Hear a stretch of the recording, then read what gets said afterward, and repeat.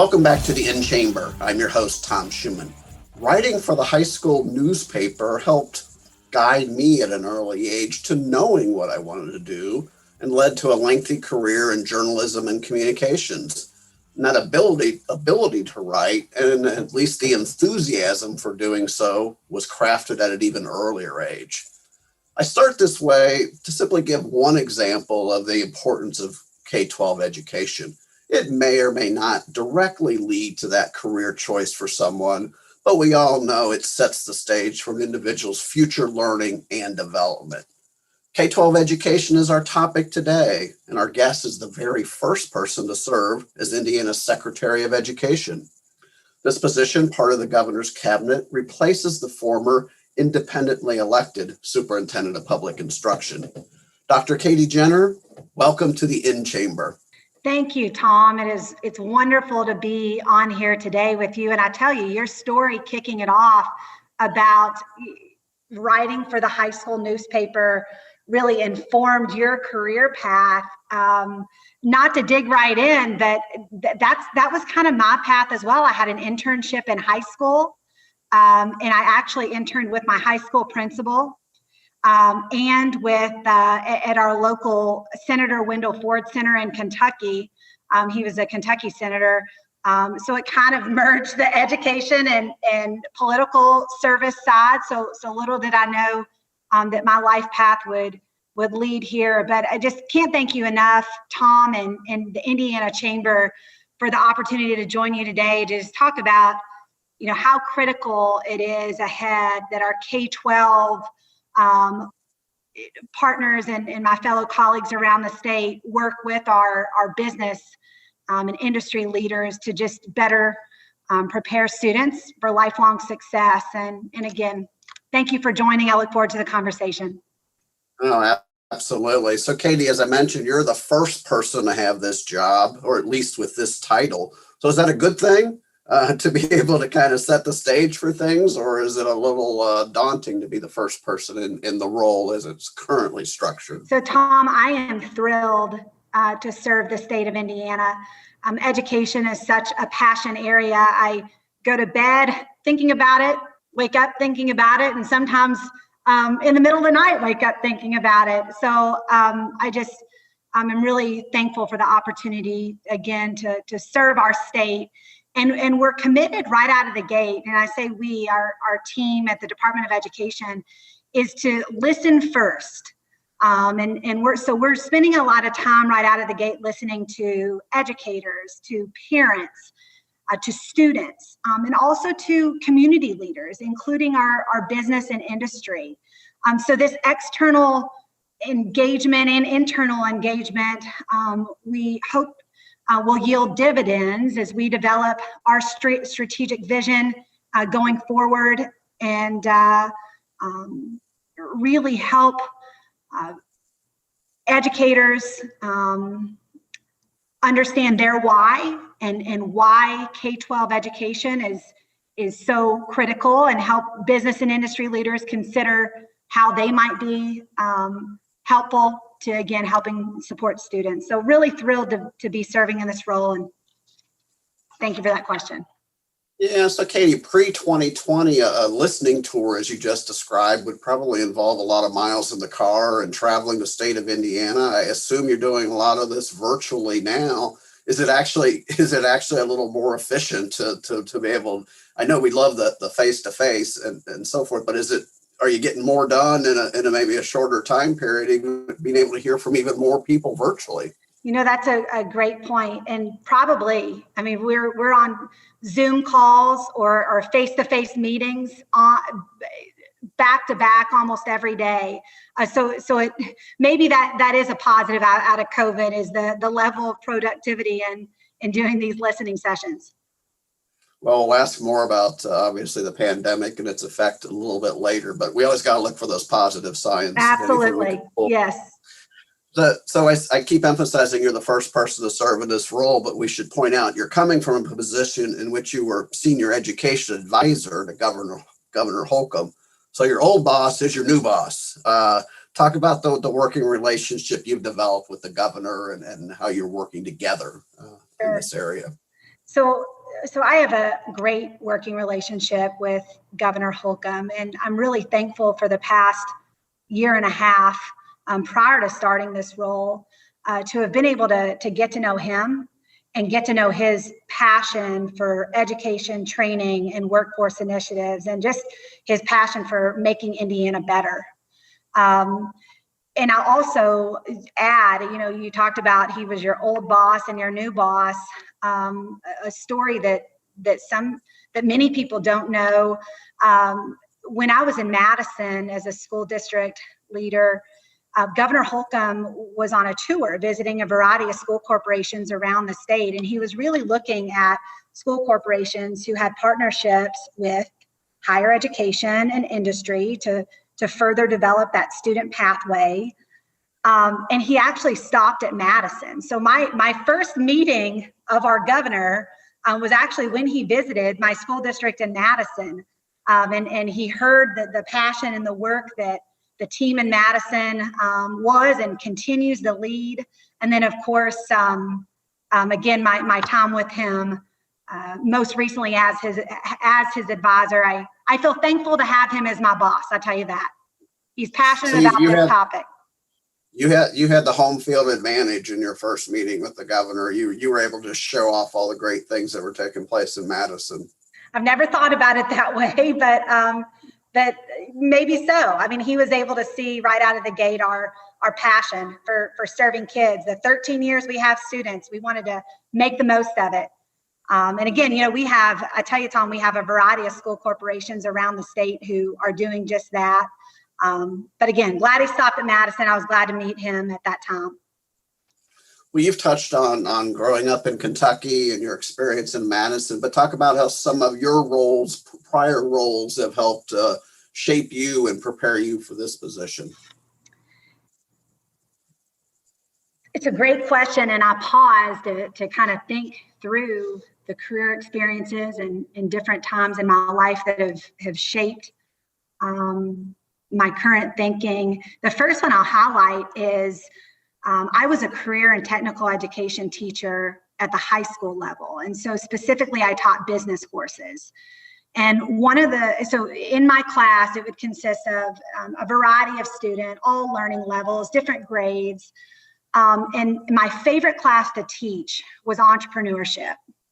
I loved teaching entrepreneurship because I really could see it kind of was the connection actually between a student's passion area, because we'd always did a business plan. And so they related their passion area to a creative skill set of business design and, target market and all of these important concepts to think about.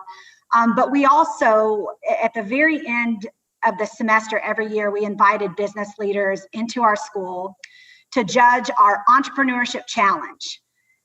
And every student, that was the end of the course, final exam was this entrepreneurship challenge. And the level that the students stepped up when the business leaders came into our school was really incredible. So that's one thing, because right out of the gate, right, as a teacher, I saw the value of me as a teacher working with some of our business leaders and community leaders.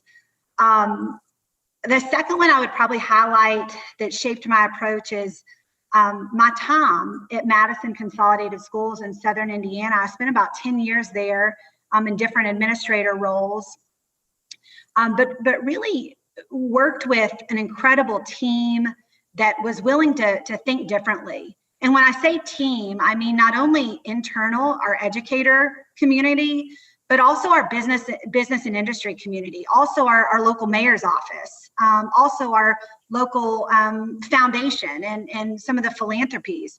But really working hard to keep students as our North Star.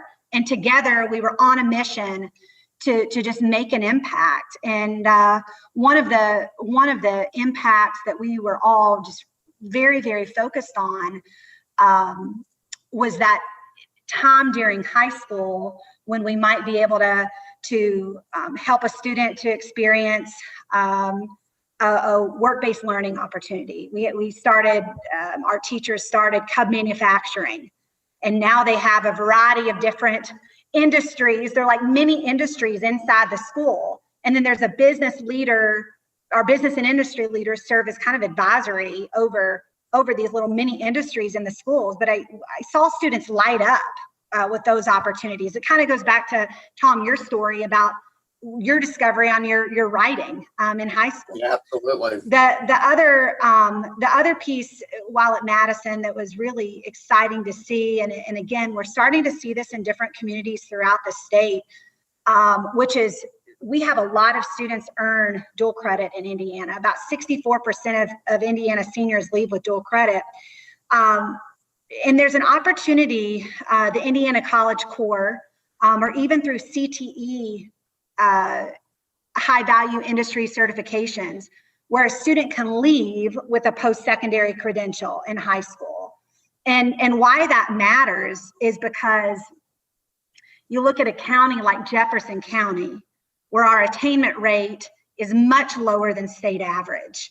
We're a rural community, and so it was very important for all of us to work together on, what can we do while these students are in the K-12 system to just help give them a leg up, help springboard them to their next step, to ultimately, benefit them and hopefully have lifelong success. So all of those experiences in different ways really shaped my approach and the opportunities I think we have ahead as a state.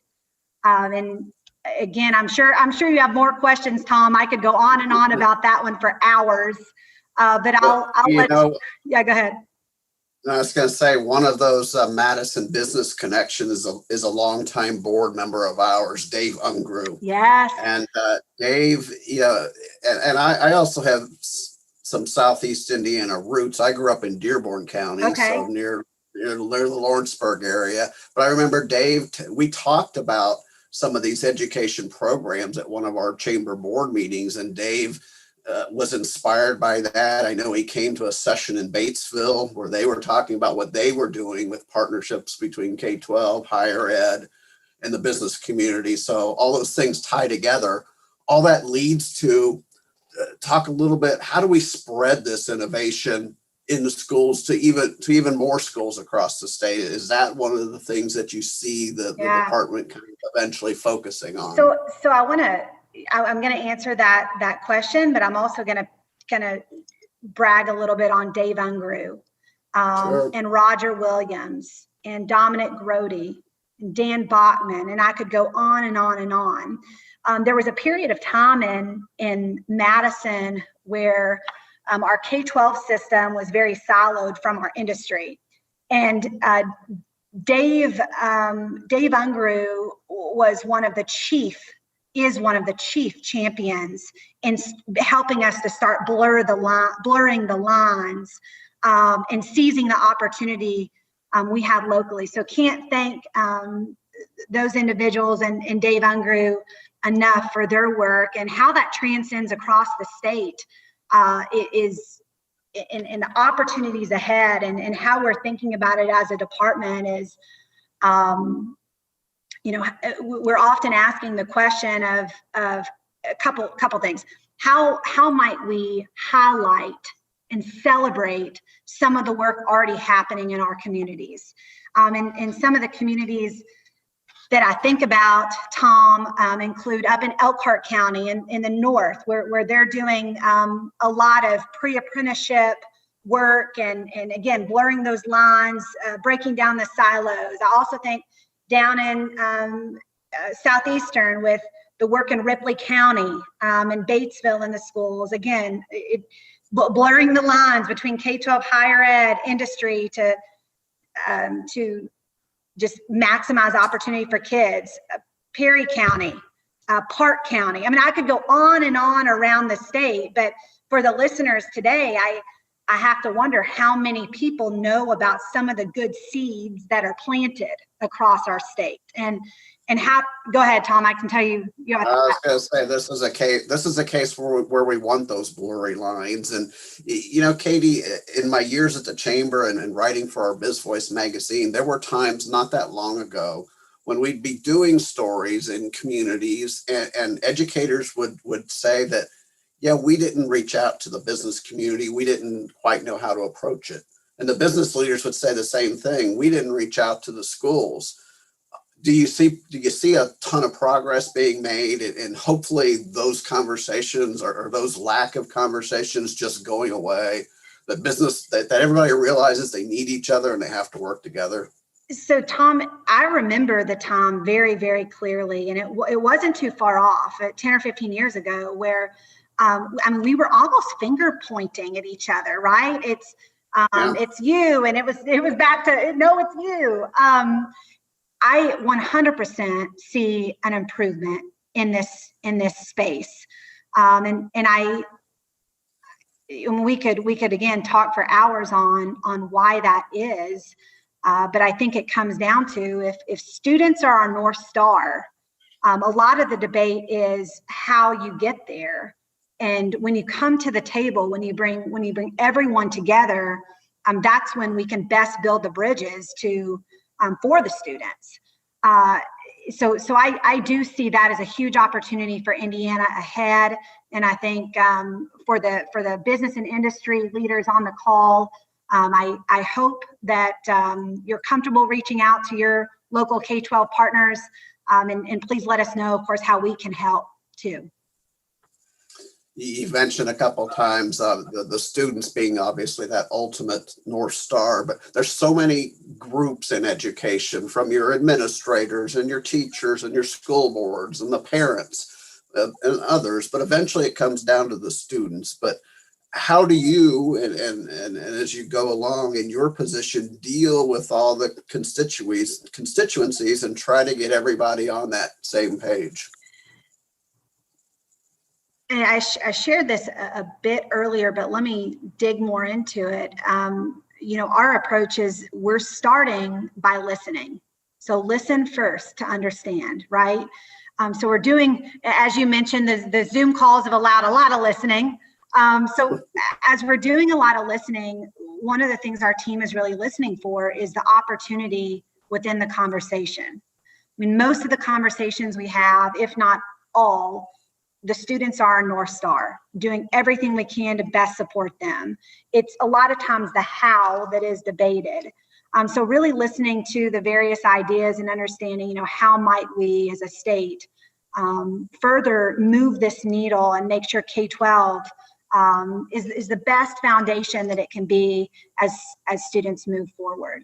The other thing in listening that we're hearing a lot of is, we often talk about the what and the how, but I talked to an industry leader recently who emphasized this. We have the opportunity ahead to lead with the why this matters, and why it's so critical for all of us to work together for students. Well, we can't have this conversation without talking about the past year, COVID-19. We've seen so many changes throughout society, with K-12 education being one of them. Talk about that a little bit. What do you see some of the impacts short-term, and maybe more importantly, long-term from what we've experienced? So, and I'm not sure when this specific podcast is going to air, so I'll tell you, if today is March 9th on a Tuesday, this Friday is when a lot of our school leaders started making the call on closing their schools down for COVID-19. Right, that one year anniversary. That 1 year anniversary. In fact, I had a superintendent in here this morning who was kind of reminiscing on that 1 year. And we've grown a lot in education over the past year. I think, and we knew, Tom, before COVID-19 hit, life and work and the amount of change was accelerating just at a rapid pace. And COVID-19 only put the gas pedal down even further, because we essentially had to, at the beginning of it, we shut down one instructional mode that we've depended on for decades and decades and decades, always. to really shift to utilizing technology, which I know our business and industry uses constantly, and we use some, but we totally shifted to that mode of instruction, which absolutely caused us to grow in different ways. There's no doubt we experienced growing pains. I know some families, listeners out there also experience growing pains, but we believe, that through challenge, there is the opportunity for growth. And the other thing that we're going to be doing in the coming weeks and months ahead is also considering the impact of COVID-19 on our students and how we might acknowledge where we are today, but also accelerate the learning in the future. So we'll use a variety of different data points to really analyze the student learning, even correlated with the instructional mode that the child had. And ultimately, all that will be, of course, to improve what we're doing. When we look at those impacts of COVID-19 and the learning loss, is that more of that you depend on each district and all the way down to each classroom and each student? Is that more of an individual experience or something that the state can provide some guidance and direction on how to address that learning loss? Yeah, I think it's a both and. I think we absolutely, at the local level, that's where our eyes are closest to the children. And so we can see immediately what the students need, whether that's with social, emotional, behavioral learning. And then, of course, on the academic side, our local districts have access to what we in education call formative assessment, which we do multiple times a year. At the state level, we will 100% be digging into the data. And I think some of it will be quantitative. We'll absolutely be using the summative assessment this spring. So I learn data, I read data, data points like that. We also will be using some formative assessment data, depending on what we have access to as a state. We, believe it or not, don't have access to all of our vendor formative assessment data. Sometimes that only goes to the local. So we'll be using every data piece possible to best support our schools in the weeks, months, and I would say years ahead. The other thing, Tom, that I'll add is if the listeners are following, our federal government has provided quite a bit of funding for K-12 schools over the past year. We've had and more on the way, hopefully, huh? Yes, we do have more funding on the way. We do have more funding along the way, but most of that federal money, the vast majority, goes straight to the local district. And the federal government gives us guidelines or gives the local superintendent or school leader guidelines, but our locals will be working to think on solutions that they can immediately implement on the ground level. So again, I would encourage our business and industry leaders to reach out if they have ideas and thoughts about partnerships, et cetera. So a couple of questions regarding your listening. I'm sure one of the things that you're hearing about is the need for more teachers, the need for more diversity in the teaching profession. What are some potential ways to tackle that, to bring to add to the classrooms with more teachers and more diversity? So I'm so glad you brought that up. We've talked a lot about students, as we should, and students are our North Star. But in order to best serve students, we must have a robust, excellent educator pipeline. And so it matters, and it's a daily conversation, and more than a conversation, but even a building of strategies here. Where we are today, Tom, we wanted to start with the data.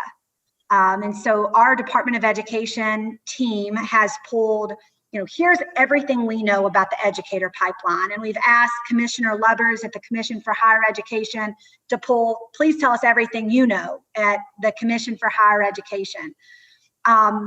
Also the Department of Workforce Development as well. But where are we as a state? What does our data show? And then how might we use our data to better, to improve upon our strategies? I think so many educator our teacher recruitment and retention strategies have been the same for the past couple of decades.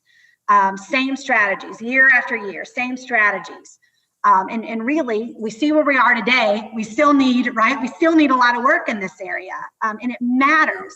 So we're really challenging our team to be willing to think differently on this topic, and on how we might better build the pipeline. We know that we know, and a priority for our governor is to increase teacher compensation. It's a priority. We must increase teacher compensation.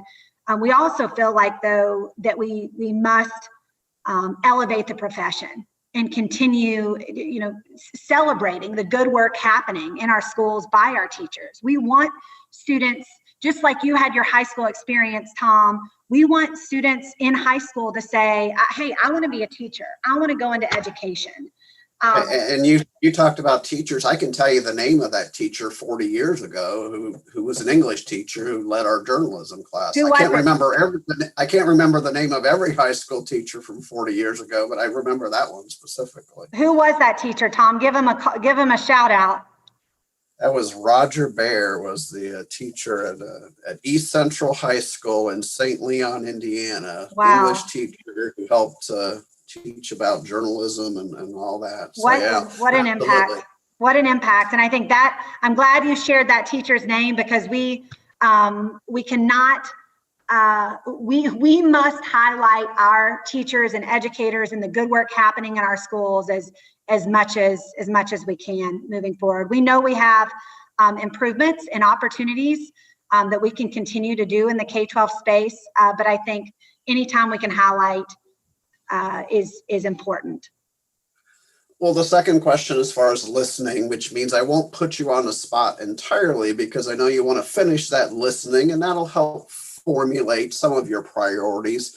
But I also know, based on your experience, you come into the position certainly wanting to emphasize some of the things. You mentioned teacher pay, but are there one or two other things that are already high priorities on your list of things to focus on? Yeah, as we're listening, we're really hearing most often from people, I would say, 3 high-level priority areas, and I'll be glad to share those with you, Tom. I mean, the first one is student outcomes. And of course, we've tracked for years and years and years, or looked at the data for literacy and numeracy, and also a lot of conversation and listening about how might we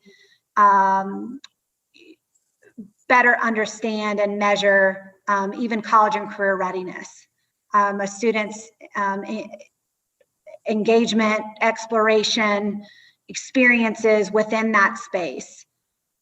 The second thing we're hearing a lot about, Tom, is equity. And a lot of the equity conversation has to do with access. Earlier, we talked about work-based learning experiences and the ability to earn dual credit and take courses that might lead to a high-value industry certification or credential. We need to make sure that access is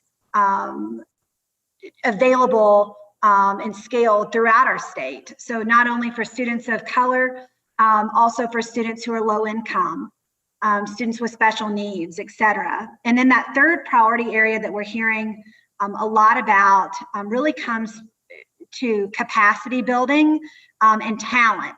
So you hit on talent, right, with the educator pipeline, but I would add to the capacity building piece is, and we're looking ourselves in the mirror at the state too, right? I mean, we, for a long time, have been in silos of K-12 higher ed workforce. And of course, we also have governor's workforce cabinet, but really breaking down the silos and blurring the lines to work together and strategically leverage resources for communities. Because chances are, if they need the resources or the support in the K-12 level, they probably also need it in the workforce area or another, or higher ed, or et cetera. So those are three, Tom, priorities that we're hearing on repeat: student outcomes, equity and access, and then capacity building and talent development. Yeah, and we can't, I'll use a double negative here. We can't afford to not break down any remaining silos. Yes. Agree? Yeah. Yes, absolutely. Anyway, in the next couple minutes remaining, we've talked about some of the challenges that are there, obviously, but let's look at the other side of the equation. What are a couple of the things that have you most excited about your role, and about when we talk about the future of K-12 education? What when you wake up in the middle of the night and you have those happy thoughts, hopefully about education, what are a couple of those things? So the first thing that comes to mind on what excites me, it's the people.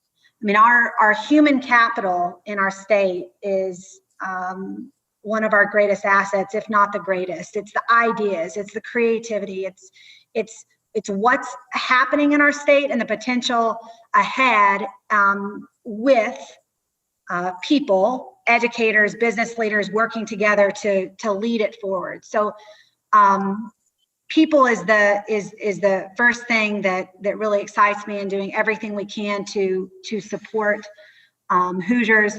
The second thing is really the opportunity ahead to, and I've talked about this a few times, well, multiple times, I think, in every question, but the opportunity ahead to partner more if it benefits kids.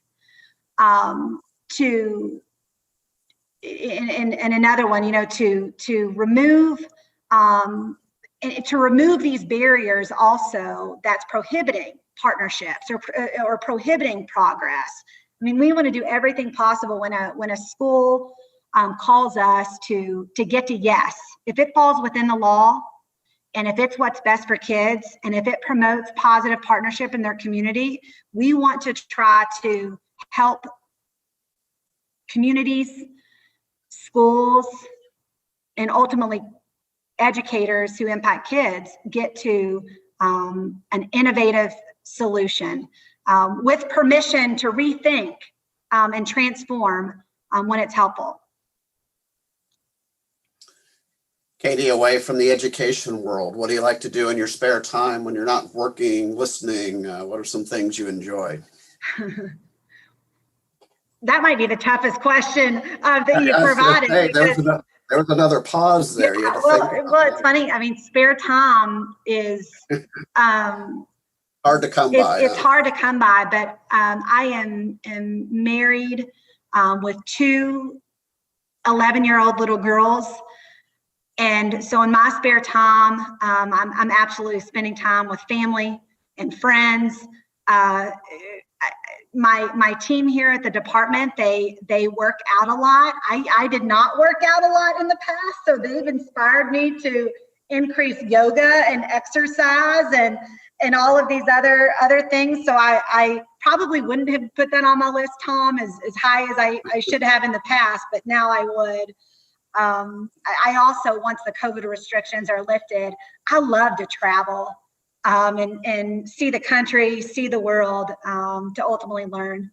So that's what I like to do in my spare time. Good. Last question I have for you, and you may have already touched on it a little bit, but at the end of the day, whether it's professionally, whether it's personally, what's made it a great day for Katie Jenner? When you're getting the head's ready to hit the pillow at night, what's made it a great day for you? Well, I think yesterday was a prime example, Tom. The end of my day, I had back-to-back meetings all day long, and at the end of my day, I was clearing out my inbox, and I had 3 emails from school principals, or one was from a superintendent from around the state, who were celebrating and sharing forward the work that they were leading, the work that they were doing for students. And again, I think our success, what makes it a great day is we can do everything possible to help our schools, our educators, and ultimately our students succeed. And our sleeves are rolled up, and we're going to do everything we can in the next 4 years to make that happen. Excellent. Katie, thanks so much for taking time out of those busy, busy days to talk to our listeners today and share your insights. We really appreciate it. It's a pleasure to join you, Tom, and just appreciate your time as well. Thank you. Well, there's a lot more topics. We might have to come back and do this again down the road. There's so many more things we could talk about. Let's do it for sure. Well, absolutely. All right.